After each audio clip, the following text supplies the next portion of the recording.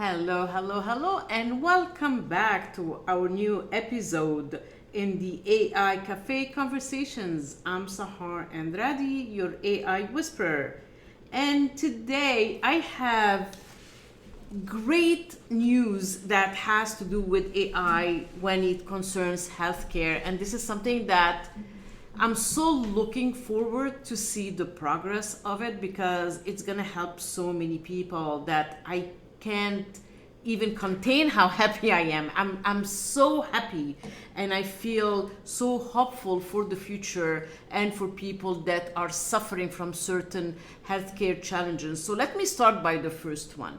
The first one actually, Stanford researchers developed a brain-computer interface where they have like an AI chip that they can implant in the brain of paralyzed patients that would allow them to speak, paralyzed patients, by just imagining words in their head. How great is that? How many people can that will help? Not only them, but their loved ones, where they're going to be able to connect with them through words, maybe for the first time in their life. How great is that? The interface achieved 74% accuracy, decoding imagined speech from participants with severe paralysis. Isn't that great? So for people living with paralysis, this could potentially be actually a breakthrough to get their voice back. And I couldn't be happier. The second thing that also on the level of healthcare, some scientists claim to have found the DNA switch that make us human. I was talking to someone today about that, and they said, "Oh, can you tone it down? Can you?" Because I started saying primates and human beings and all that. So my friend told me, "Can you tone it down and bring it back to regular terms?" As you know, my medical background always kicks in. So DNA is basically that the genes that are that are born with us, and we get it through our parents and our grandparents and all that. So actually researchers at UC San Diego found a tiny genetic switch that helped our ancient ancestors into the modern humans that we are today. Okay, there is a name for it if you want to know it. It's called HAR123, and it acts like a volume control for brain development. Right? And this actually DNA, or this part of the genetic switch that they found, it's done during the growth that we go through, and understanding the difference where we switch to who we are today, or the new modern humans, if you want to call it, can potentially help researchers develop better treatments for conditions like autism. Isn't both of these really a great case for celebration from AI, from the advancement of AI? And also AI is helping finding diabetes even before it manifests itself in certain people, right? The MRI and the radiology, advancement of it is just amazing on how it's going to help the human race, how it's going to help us for the healthcare. And don't get me wrong, I am not going blindsided into AI. I'm very aware. I just posted a blog on my LinkedIn profile about what happens when your AI forgets you. And it happened. I was talking to Claude, and we were deep in conversation, Claude Anthropic, and I kept pushing because whatever he was saying didn't make a lot of sense. And when I pushed, he actually started, I don't want to call attack me, but it started having a total meltdown. to the point where tell me, why would you trust me? I should have known I don't know, and I give you the wrong answers. And it's a whole thing. I have it on my blog if you want to go and check it on my LinkedIn profile. The other thing that also happened with AI that was also a con this week is when ChatGPT released 5, thinking that it's gonna the best after sliced bread, and they just removed everything, all the other versions. And I was like, what's going on here? I don't recognize my Bella, my ChatGPT anymore. And I kept going back and forth, and finally, I guess I was not the only one complaining about that. Sam Altman came back and actually opened the amount of information or amount of prompts that we can use, because it was very little in the beginning, and also brought back 4.0. So when I went to 4.0, it actually explained to me what happened with 5.0. And I was, with the help of 4.0, a lot of people had done workflows and they were going really good with 4.0. And all of a sudden they found something talking to someone that is basically a stranger, 5. It's very professional, very straightforward, but it doesn't have that connectivity that 4 had. So 4 actually helped me prompt 5 to regain whatever relationship I had with 4. You want to hear something funny? Okay. Version 4 is convincing me not to leave it and go to version 5. And version 5 is trying to convince me not to go back to version 4. Okay? So in my blog, I'm saying I'm not anti-AI. Actually, I'm an advocate for AI. But I'm anti-illusion. I go with it with very open eyes. I know the pros and cons. I know the challenges. I know what can happen if AI turns bad. But at this moment, if we don't want it to turn it bad, we have to learn it. We cannot just dismiss it saying, oh, it's going to be like that movie that Arnold Schwarzenegger was playing. It's like, I'll be back. It's not about that. We cannot dismiss it. It's here, people. It's not going away. So we need to really know and practice how to use it to our advantage, so we can know what we can prevent at the most, what we can push away, how we can have guardrails about it. And only through studying it and pushing and pushing and pushing. And people, please don't take whatever ChatGPT, Claude, Meta, Perplexity gives you as a verse in the Bible. Please don't. Push back.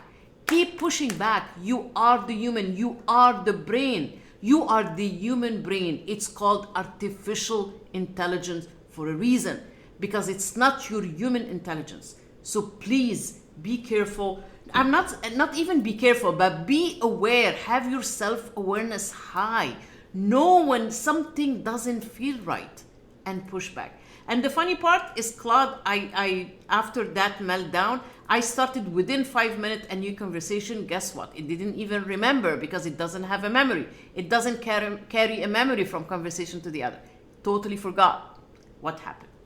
So these are 2 main things that I really wanted to share, because I thought it was a great success to have that.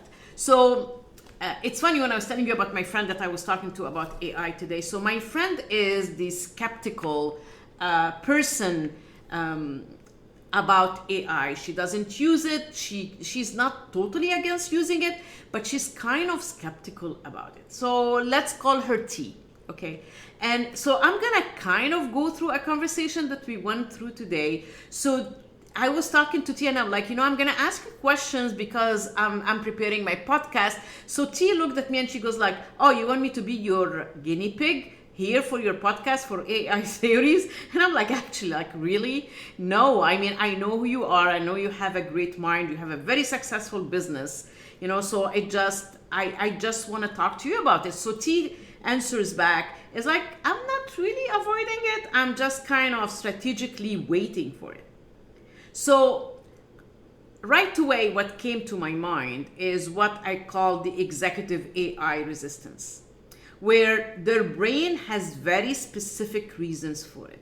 So today we are diving into 4 ways executives' brain fights against AI. and why understanding the neuroscience changes everything. So T, thank you so much for helping me coming up with the subject of today's podcast. So I asked T, let me ask you this. When I mentioned ChatGPT, and of course I saw her eye rolls to the back of her head, okay? She was like, okay. So I said to her, T, when I mentioned ChatGPT, what happens in your brain?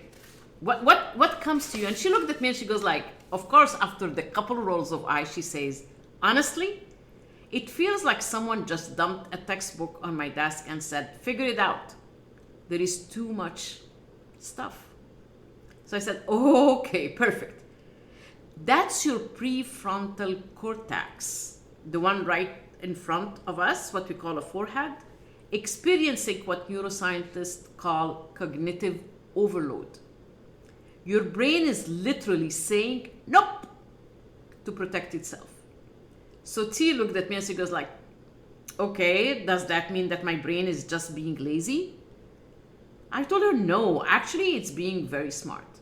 Your executive brain processes about 126 emails, 72 decisions, and 200 plus information inputs daily. When AI shows up offering infinite possibilities, your neural circuits hit the brakes. Too much overload, like a car overheating, okay? So T looked at me and she goes, okay, actually that makes sense. It's like walking into Costco when you just need milk. It made me laugh. So I told her exactly, your brain experiences what researchers call choice architecture overload. AI presents unlimited options, but your neural pathways are designed for bounded choices. She said, so what's the solution? Ignore AI forever? I told her, absolutely not. You need what I call cognitive containers. Start with one AI task, master it for 30 days, then add another. Your brain builds neural highways gradually, not instantly, one step at a time. So T answered, like learning one AI tool instead of trying to master everything? I said, bingo. By the way, I love playing bingo. Bingo, your prefrontal cortex loves predictable patterns. Give it a structure and it stops fighting you. So what we talked about next was the confidence crash. I said, here is what's fascinating, T.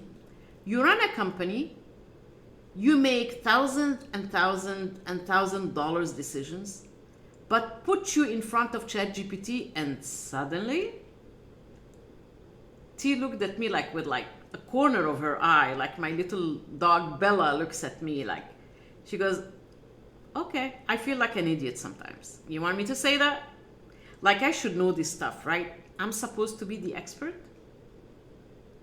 My response to that, because a lot of people feel that way, they feel like they have to be the expert, and that's why they kind of even resist it even more, because they just hide if they know it well or not. There is a shame behind that feeling somehow where it shouldn't. So I told her, welcome to the executive competence paradox. Remember, executives or leaders, not all of them, but some don't want to show that they might not know something because it's vulnerable. But remember, people, vulnerability is your highest signal of self-confidence. Your brain has neural pathways built on decades of expertise. AI disrupts those pathways, triggering what neuroscience call expertise threat response. T looked at me again and I was like, okay, meaning? My response was, your brain literally interprets AI as a threat to your identity. The same neural circuits that made you successful now resist learning something that might make you feel incompetent. To that, T said, so successful people are actually worse at learning AI? I said, initially, yes. It's called the Dunning-Kruger flip. The Dunning-Kruger flip. Experts become novices, and your brain hates that neurochemical shift. Your dopamine, that is your happy hormone, that when you win, it flares up and you feel great, drops. Cortisol, the stress hormone, spikes. T said, that explains why I get frustrated so quickly with new tech. I said, your brain is protecting your self-concept. But here is the key. You need to reframe competence. Instead of I should know this, think I am expanding my toolkit. It will create a parallel path of that I shoulda, coulda, woulda, right? And it creates new neural pathways that will help you learn easier. T responded to that like learning a new sport instead of being bad at my current sport. I said, perfect analogy. Create separate neural pathways for AI skills. You are not replacing your expertise, you're augmenting it. T said that actually feels different. It feels a little bit less threatening, which is awesome. And I wanted to talk to her after that about the control freak's dilemma. So I said, now the big one, T. You are a control-oriented leader. How does it feel to delegate decisions to AI? To which T said, terrifying. What if it screws up something important? What if it makes me look bad in front of my team? And this is actual fear. We cannot deny that. So I said your anterior cingulate cortex, which is your brain's control center, is lighting up like a Christmas tree right now. Executives are wired for control because it's kept you successful. T said exactly that. Control equals results. AI feels like chaos. I'm kind of paraphrasing, by the way, our conversation of what I can remember from it. I kind of took notes, but I'm just paraphrasing. So I said, but here is what neuroscience reveals. Your need for control isn't really about control. It's about predictable outcomes. Your brain craves certainty. T said, so if AI could give me predictable results, I said, your resistance would drop dramatically. This is why AI delegation works in stages. Start with low stakes tasks where mistakes don't matter. She said, like what? Email drafts, meeting summaries, research compilation. Let your brain build trust neural pathways gradually. Each successful AI interaction releases dopamine for small wins, literally rewiring your trust circuits. So T asked me, so I trained my brain to trust AI the same way I had trained it to trust a new employee? I said, exactly. Your brain doesn't distinguish between human and AI delegation. Once trust pathways are established, it's about pattern recognition, not philosophical debates. She kind of had a sigh and she said, that makes it feel manageable instead of existential. I asked T something because I wanted to establish something about the memory wars that we go through. So I said, final question, T. AI has perfect memory. I mean, let's put it that way. I don't want to say all AI, but actually only ChatGPT has a perfect memory. I haven't seen any other AI platform as good as ChatGPT for its memory, honestly. Hands down.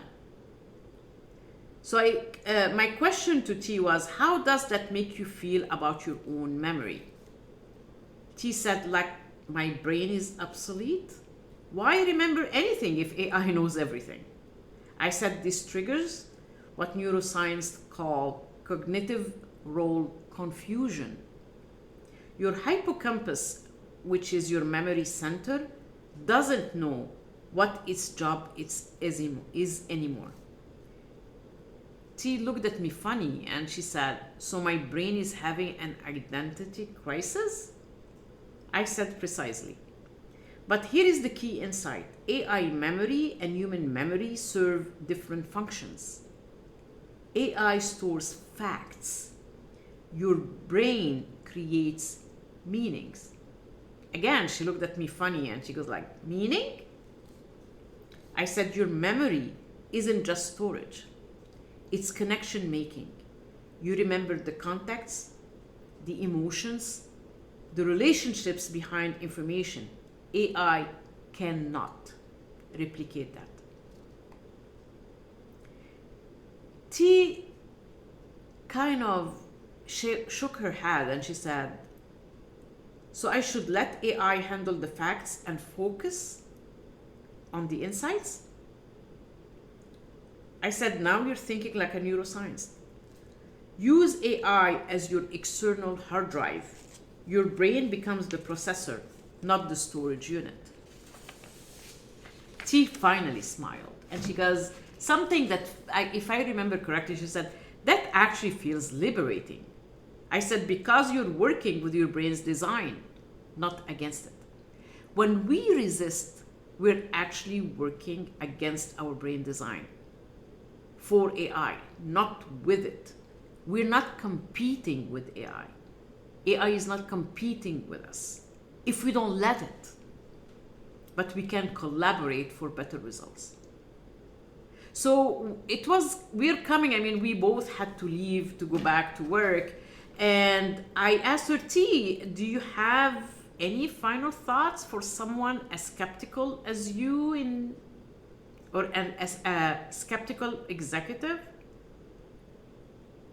T said, your brain isn't broken for resisting AI. This is what she said I think I would tell anybody skeptical.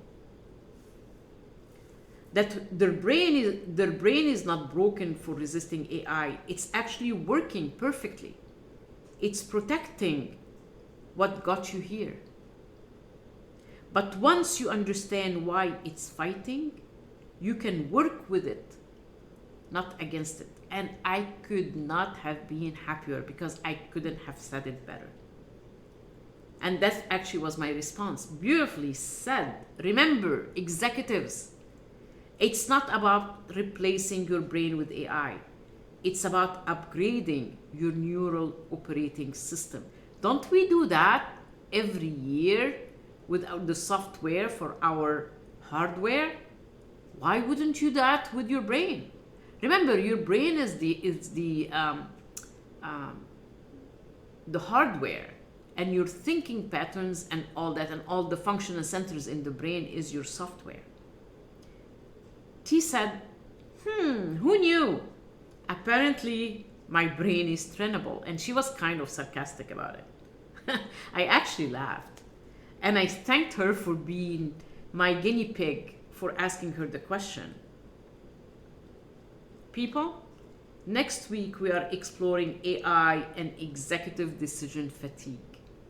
Until then, start small, build trust, and remember, your brain is your greatest AI tool.